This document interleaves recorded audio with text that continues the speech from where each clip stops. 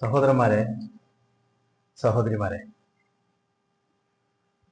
നമ്മുടെ ജീവിതം ലിയബ്ലുവക്കും അയ്യക്കും അഹ്സനഅമല, ആരാണ് നന്മ പ്രവർത്തിക്കുന്നത് എന്ന് നോക്കാനുള്ള ഒരു പരീക്ഷണമാണ്. വിശുദ്ധ ഖുർആൻ അത് കൃത്യമായി പറയുന്നത്. ഈ ലോകത്ത് ഏറ്റവും കഷ്ടപ്പെട്ടതാരാ? അള്ളാഹുവിന്റെ റസൂല് മുഹമ്മദ് മുസ്തഫ സല്ലല്ലാഹു അലൈഹി വസല്ലം പറഞ്ഞു, അലാ അൽ അംബിയാ, അംബിയാക്കളാണ്. അള്ളാഹുവിന് ഏറ്റവും ഇഷ്ടപ്പെട്ടതാരാ? അംബിയാക്കൾ. അതിലേറ്റവും കഷ്ടപ്പെട്ടതാരാ? ഉലുൽ അസ്മുകള്. അതിലേറ്റവും കഷ്ടപ്പെട്ടതാരാ? മുഹമ്മദ് മുസ്തഫ സല്ലല്ലാഹു അലൈഹി വസല്ലം. അപ്പൊ കഷ്ടപ്പാടുകളും പ്രയാസങ്ങളും മനുഷ്യ ജീവിതത്തിന്റെ മർമ്മപ്രധാന ഭാഗമാണ്. ഇവിടെ അള്ളാഹുവിന്റെ ഈ പരീക്ഷണത്തിൽ വിജയിക്കുക എന്നതാണ് ഒരു സത്യവിശ്വാസിക്ക് നിർവഹിക്കുവാനുള്ള ദൗത്യം. നമുക്ക് ലോകത്ത് മൊത്തം മുസ്ലിങ്ങൾക്ക് ഒരുപാട് പ്രശ്നമുണ്ട്. ഇപ്പോ മിഡിൽ ഈസ്റ്റില് അമേരിക്ക ഒരു ഭാഗത്ത്, ഇറാന് മറ്റൊരു ഭാഗത്ത് ആയുധങ്ങളും സംഘർഷങ്ങളും സംഘടനകളൊക്കെ ഉണ്ടായിക്കൊണ്ടിരിക്കുക. പരിശുദ്ധമായ പുണ്യഭൂമി, ആ പുണ്യഭൂമിയുടെ ചുറ്റും പൈശാചിക ശക്തികൾ ആധിപത്യം സ്ഥാപിച്ചിരിക്കുകയാണ്. മുസ്ലിം ലോകത്ത് വലിയൊരു പ്രശ്നമാണ്. അതുപോലെ ഇന്ത്യൻ മുസ്ലിങ്ങൾക്ക് ഒരുപാട് പ്രശ്നമുണ്ട്. ഇന്ത്യയിലെ മുസ്ലിങ്ങൾക്ക് ഭരണഘടന നൽകുന്ന അവകാശങ്ങളും നമ്മുടെ സ്വാതന്ത്ര്യമൊക്കെ നഷ്ടപ്പെടുന്ന പ്രവർത്തനങ്ങൾ ഒക്കെ നമ്മൾ അനുഭവിച്ചുകൊണ്ടിരിക്കുന്നുണ്ട്.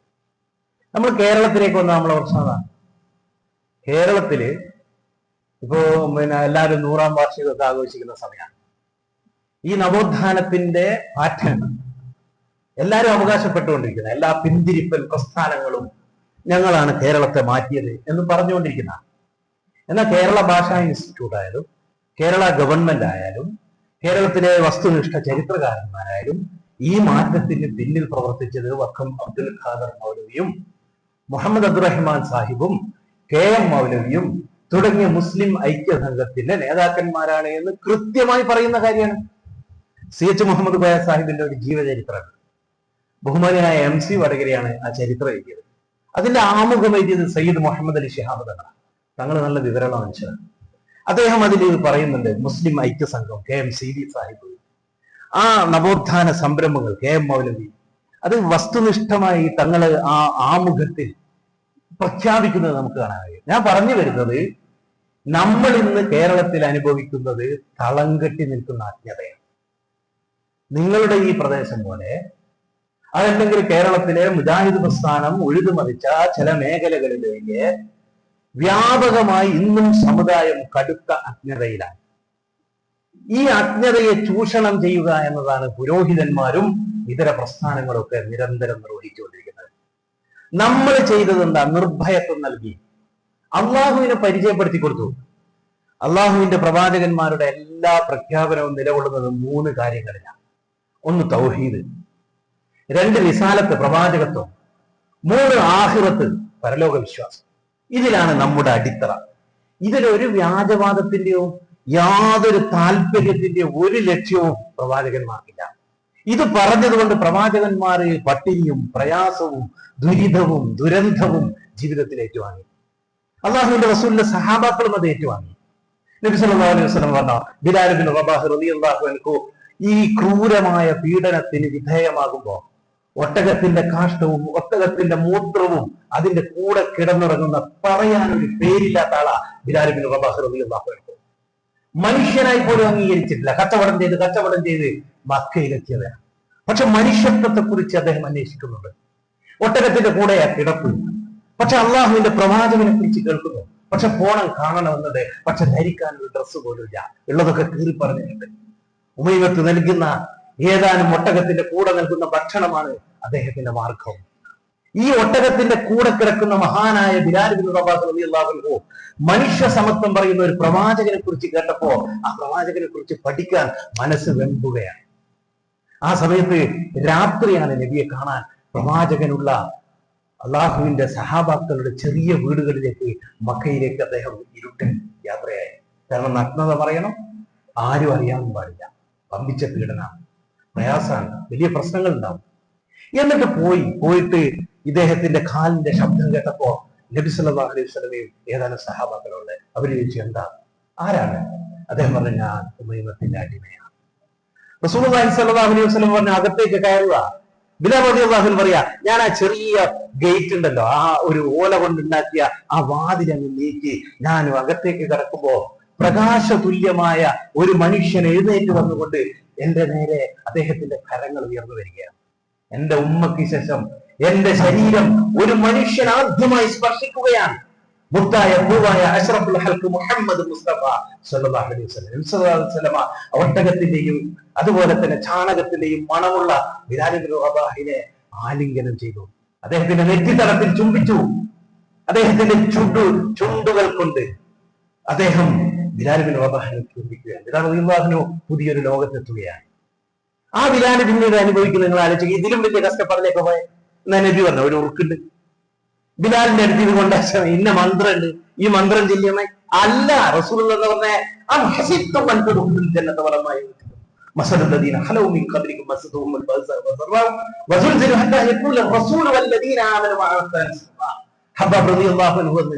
നബിയോട് പറഞ്ഞു, റസൂലെ അല്ലാത്ത കഷ്ടപ്പാടാ, ഇതാ ശരീരം മുഴുവൻ ഉരുകിപ്പോയി, തോളൊന്നുമില്ല, ശരീരം മുഴുവൻ കത്തിച്ചു എനിക്ക്. ആ ഹബ്ബാബ് വന്നിട്ട് നബി സല്ലല്ലാഹു അലൈഹി വസല്ലമയുടെ അടുക്കൽ ഇങ്ങനെ നിൽക്കുമ്പോ കഅബാലയത്തിന്റെ തൊട്ടടുത്ത് പരിഹാസ്യനായി എല്ലാവരും എതിർത്തിട്ട് എല്ലാ ജീവിത വിഭവങ്ങളും നഷ്ടപ്പെട്ട് എല്ലാ തരത്തിലും അൽ അമീനും വിശ്വസ്തനും ഏറ്റവും നല്ല കച്ചവടക്കാരനുമായ റസൂലുള്ളാഹ് ദാരിദ്ര്യം സ്വയം ജീവിതത്തിൽ അടിച്ചേൽപ്പിച്ച് തന്റെ അനുയായികൾക്കിടയില് വല്ലാത്ത പ്രതിസന്ധിയിൽ നിൽക്കുമ്പോ ഹബ്ബാബ് വരുന്നത്. ഹബ്ബാബ് വന്നിട്ട് പറഞ്ഞു, നബിയെ എന്റെ കോലം കാണുന്നില്ലേ? ഹബ്ബാബിനോട് റസൂലുള്ളാഹി സ്വല്ലല്ലാഹു അലൈഹി വസല്ലം പറഞ്ഞു കൊടുത്തു, ഹബ്ബാബ്, പൂർവിക പ്രവാചകന്മാരും അവരുടെ അനുയായികളും ലോകത്ത് അല്ലാഹുവിന്റെ സഹായം എപ്പോഴാണ് എന്ന് ചോദിക്കുന്ന വിധം ലോകത്ത് വലിയ പരീക്ഷണങ്ങൾക്ക്, വലിയ പീഡനങ്ങൾക്ക്, വലിയ പ്രതിസന്ധികൾക്ക് വിധേയമായിട്ടുണ്ട്. അള്ളാഹുവിന്റെ നടപടിക്രമം അങ്ങനെയാണ്. അത് അല്ലാഹുവിന്റെ സുന്നത്താണ്. വിശ്വാസികളെ വലിയ വലിയ ശത്രുക്കളെ കൊണ്ട് പരീക്ഷിക്കുക എന്നത് റബ്ബിന്റെ നടപടിക്രമമാണ്. അത് അനുഭവിക്കുകയും നിന്റെ മുൻഗാമികളുടെ ഹബ്ബാബ് അവരുടെ ശരീരത്തിലാകെ രക്തവും മാംസവും മാന്തി എടുത്തിട്ടുണ്ട്. ഹബ്ബാബ് അവരുടെ തലയുടെ മുകളിലൂടെ ഈർച്ചവാൾ കൊണ്ടുവന്നിട്ട് തലക്ക് നേരെ മുകളിൽ വെച്ചിട്ട് പിച്ച് ചിന്തിയിട്ടുണ്ട് ഹബ്ബാബ്. അവർ ആ സമയത്തും അഷ്ഹദു അല്ലാ ഇലാഹ ഇല്ലല്ലാഹ് അഷ്ഹദു അന്ന മുഹമ്മദ് റസൂലുള്ളാഹ് പ്രഖ്യാപിച്ചിട്ടുണ്ട്. അതുകൊണ്ട് ഹബ്ബാബെ ഭയപ്പെടേണ്ടതില്ല. നോക്കൂ നിങ്ങള്, ഞാൻ കൂടുതൽ പ്രസംഗിക്കുന്നില്ല. അള്ളാഹുവിന്റെ റസൂലിന്റെ സഹാബാക്കളുടെ ജീവിതം കൂടുതൽ പ്രതിസന്ധിയിലേക്ക് പോവുകയാണ്. അവർ ഈ വിശ്വാസം സ്വീകരിച്ചപ്പോ ത്യാഗമാണ് സഹോദരങ്ങളുടെ വിശ്വാസം. മുസ്ലിം സമുദായത്തിന്റെ ഇന്നത്തെ പ്രശ്നത, നമ്മൾ പ്രശ്നങ്ങൾ പരിഹരിക്കാനാണ് മന്ത്രവാദത്തിലേക്ക് പോകുന്നത്. നമ്മൾ പ്രശ്നങ്ങൾ പരിഹരിക്കാനാണ് അല്ലാഹുവല്ലാത്ത വ്യക്തികളെ, വസ്തുക്കളെ, ശക്തികളെ സമീപിക്കുന്നത്. മൂടാടി തന്ത്രി എന്ന് പറയുന്ന ഒരാൾ ഇപ്പൊ അടുത്ത് കേരളത്തിൽ ജയിലിൽ കിടക്കുന്നുണ്ട്.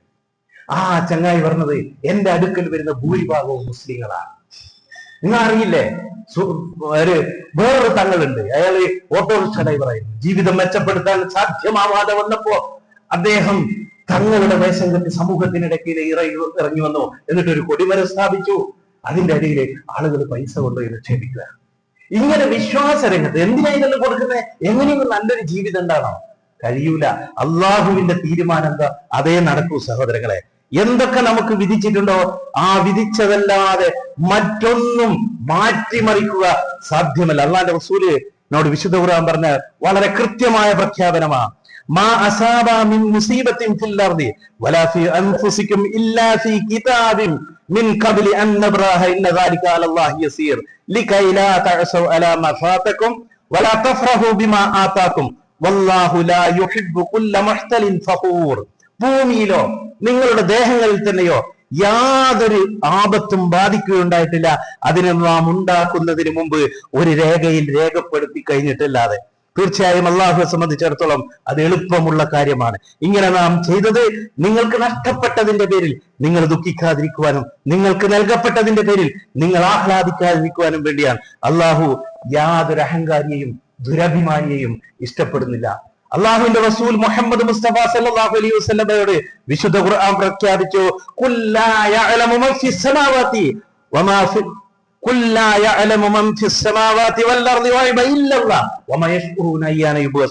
നബിയെ പറയുക, ആകാശഭൂമികളുള്ള ഒരാളും തന്നെ അദൃശ്യകാര്യമല്ല അറിയുകയില്ല അല്ലാഹു അല്ലാതെ, തങ്ങൾ എന്നാണ് ഉയർത്തെഴുന്നേൽപ്പിക്കപ്പെടുക എന്ന് പോലും അറിയില്ല. وعنده مفاتيح الغيب لا يعلمها إلا هو ويعلم ما في البر والبحر وما تسقط من ورقة إلا يعلمها ولا حبة في ظلمات ولا رطب ولا يابس إلا في كتاب مبين. അതായത് അവന്റെ പക്കലാകുന്ന അദൃശ്യത്തിന്റെ ഖജനാവുകൾ അവനല്ലാതെ ഒന്നും അറിയുകയില്ല. ഇന്ന് കടലിലും കരയിലുമുള്ളത് അവൻ അറിയുന്നുണ്ട്.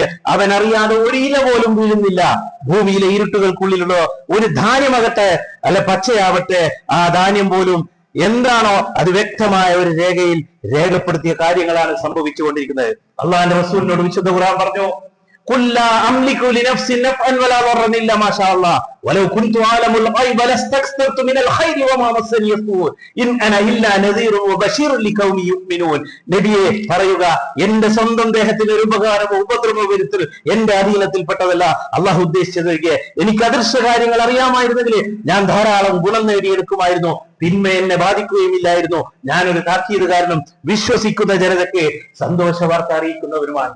സഹോദരന്മാരെ, നുബൂവത്ത് ഏറ്റെടുക്കുമ്പോൾ നബി സല്ലല്ലാഹു അലൈഹി വസല്ലം സമ്പന്നനാണ്, ജീവിതം സുഭിക്ഷമാണ്, നല്ല ഭാര്യ, നല്ല സാമ്പത്തിക ശേഷി, വലിയ കച്ചവടക്കാരൻ.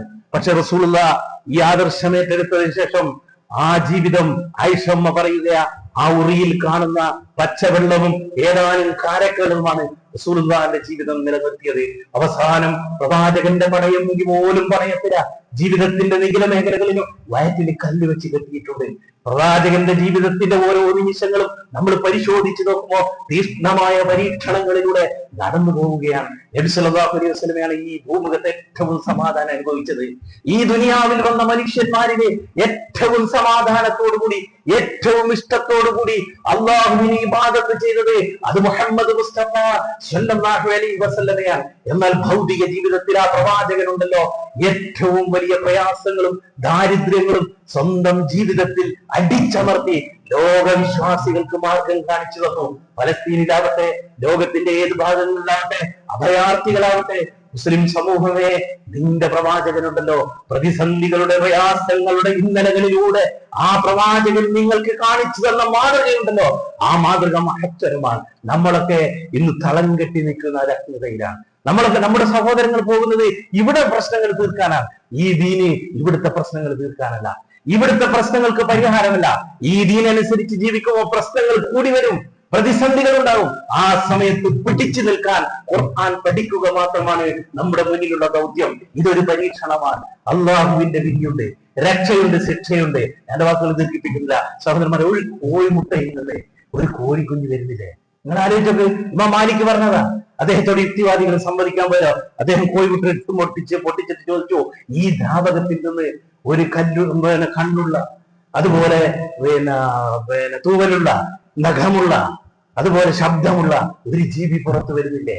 എങ്കിൽ അള്ളാഹുവിന്റെ ഏതേത് സൃഷ്ടിപ്പിനെയാണ് നമ്മൾ മനസ്സിലാക്കാതിരിക്കുന്നത്? ഒരു ആൺകുട്ടിയും പെൺകുട്ടിയും ജനിച്ച പെൺകുട്ടിയുടെ വയറ്റിൽ മുന്തിരിയുടെ വലുപ്പത്തിൽ ഒരു ഗർഭപാത്രമുണ്ട്. അത് ആരോഗ്യവതിയായ ഒരു യുവതിയാവുന്നതോടുകൂടി അത് ബോളിന്റെ വലുപ്പത്തിലാകും. മനുഷ്യൻ അത്ഭുതകരമായ, ആൺകുട്ടികൾക്കില്ല, അള്ളാഹു നിശ്ചയിച്ചതാണ് ഗർഭപാത്രം. നോക്കൂ, ദിവസവും നടക്കുന്ന പ്രസവങ്ങൾ നമ്മൾ ചിന്തിക്കുന്നത് കൊണ്ട്, മനസ്സിലാക്കാത്തത് കൊണ്ടാണ്. അതിനെക്കുറിച്ച് നമ്മൾ മനസ്സിലാക്കാത്തത് അത്ഭുതമാണ്. ഇനി ജനിക്കാൻ പോകുന്ന കുട്ടികൾ എവിടെയാ? ഇനി വരാൻ പോകുന്ന മക്കൾ എവിടെയാ?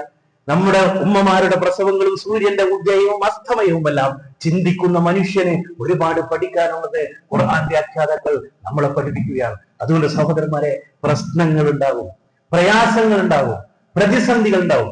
ഈ അജ്ഞതയിൽ നിന്ന് രക്ഷപ്പെട്ട് തൗഹീദിൽ നിൽക്കുക എന്നതാണ് നമുക്ക് നിർവഹിക്കുവാനുള്ള ദൗത്യം.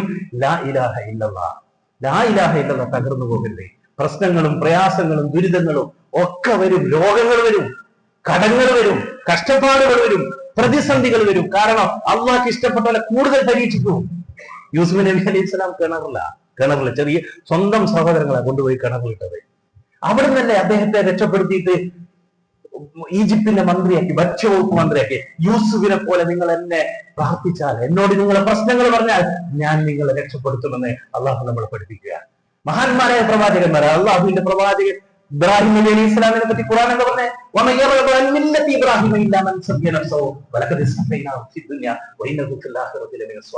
ഇബ്രാഹിമിന്റെ മാർഗം ഉണ്ടല്ലോ, ആ മാർഗം ഏറ്റവും ഉന്നതമാണ്.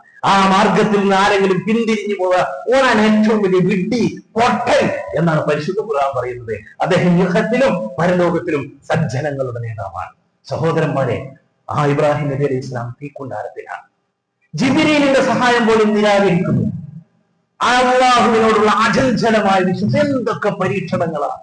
എല്ലാ തീഷ്ണതയും സ്വന്തം ജീവിതത്തിൽ അനുഭവിച്ച് അജയ്യനായി അള്ളാഹുവിലേക്ക് തിരിച്ചുപോയി ഇബ്രാഹിം നബി അലൈഹി സ്വലാം. വിശ്വാസികളെ സംബന്ധിച്ചിടത്തോളം പ്രതിസന്ധികളും പ്രയാസങ്ങളും എല്ലാം ജീവിതത്തിന്റെ ഭാഗമാണ്. ഇവിടെ നമുക്ക് നിർവഹിക്കുവാനുള്ള ദൗത്യം നമ്മൾ അള്ളാഹുമായി അടുക്കുക, നമ്മൾ ഖുർആൻ പഠിക്കുക, ഖുർആൻ മനസ്സിലാക്കുക, ജീവിതത്തെ സംസ്കരിക്കുക, നന്നാക്കുക. അതിന് അല്ലാഹു നമുക്ക് അവസരം നൽകുമാറാകട്ടെ. അതിനുവേണ്ടി നമ്മുടെ ജീവിതം നമ്മൾ മാറ്റിമറിക്കുക. നാഥ, നീ ഇഷ്ടപ്പെടുന്ന യഥാർത്ഥ മുസ്ലിമീങ്ങളിൽ ഉൾപ്പെടുത്തി രക്ഷപ്പെടുത്തണേ നാഥ. അല്ലാഹു നരകത്തിന്റെ കവാടങ്ങൾ നീ അടക്കുകയും സ്വർഗം നീ തുറന്നിട്ടിരിക്കുകയാണ് നാഥ. നീ സ്വർഗം നൽകി അനുഗ്രഹിക്കണേ നാഥ. തെറ്റുകളും കുറ്റങ്ങളും ഞങ്ങളുടെ കുറവുകളും നീ പുറത്തു മാപ്പാക്കി തരണേ നാഥ. അല്ലാഹുവെ, ഒരു കടവുമില്ലാതെ മരിക്കാൻ നീ ഞങ്ങൾക്ക് തൗഫീക്ക് നൽകണേ നാഥ. നാഥ, നിന്റെ പ്രവാചകന്റെ കൂടെ സ്വർഗത്തിൽ, നിന്റെ മഹത്തായ സ്വർഗത്തിൽ ഒരുമിച്ച് കൂടാൻ നീ ഞങ്ങൾക്ക് അവസരം നൽകണേ നാഥ. അല്ലാഹു, ഞങ്ങൾ ഒരുപാട് പരീക്ഷണങ്ങൾ നേരിടുന്നുണ്ട്.